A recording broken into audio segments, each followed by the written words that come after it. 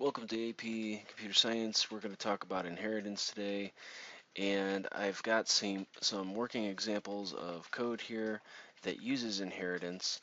But before we get into this, let's quickly review what a class is. So we've identified abstract classes back in Chapter 2, and we're going into Chapter 3 now, which is going to get into inheritance.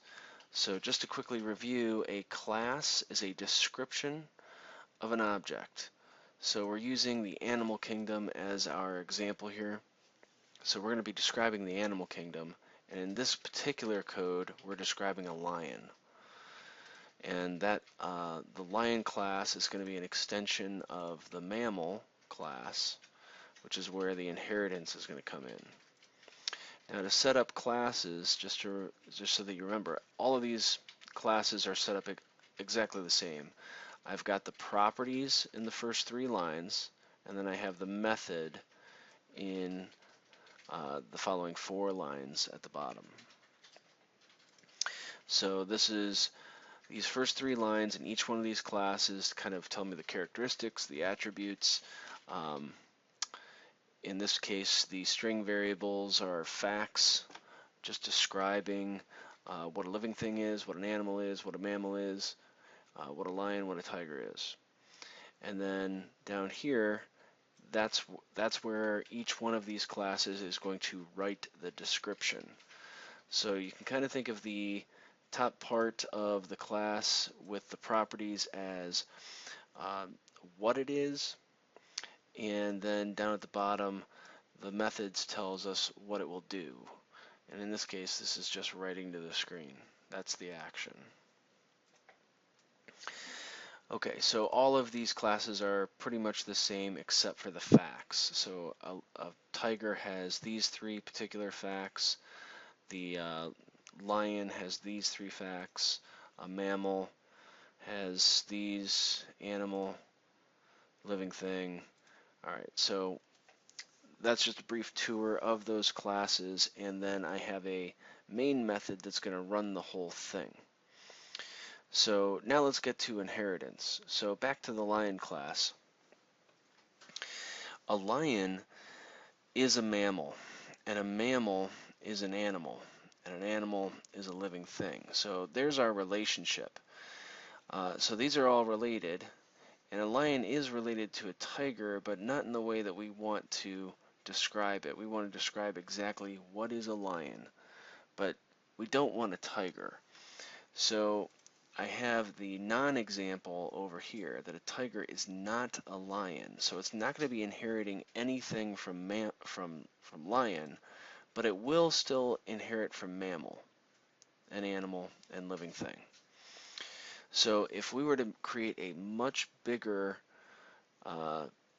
program that describes the animal kingdom, like if I were to have a class for birds and fish and reptiles, and then get even more specific, like perhaps like types of birds and types of reptiles and types of fish, we're going to end up reusing things such as the animal class or the living thing class, or maybe we even create some more.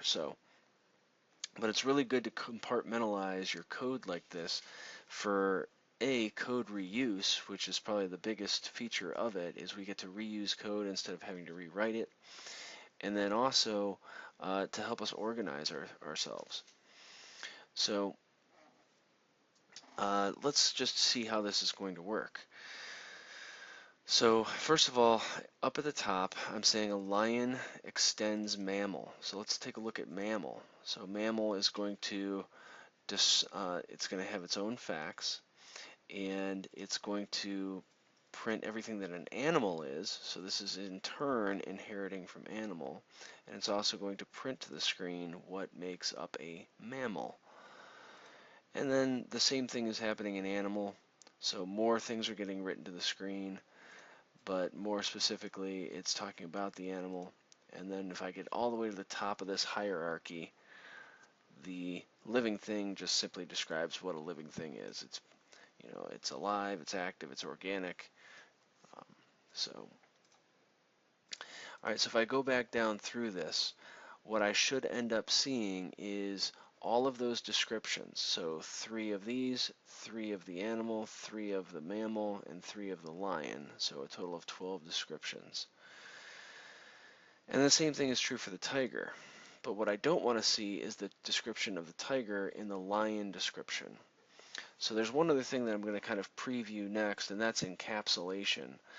And that means that these variables here that I have set to private, for instance, this is especially true in the lion class, is that the facts that I am posing here for the lion class are definitely not facts that I want to see in the tiger class.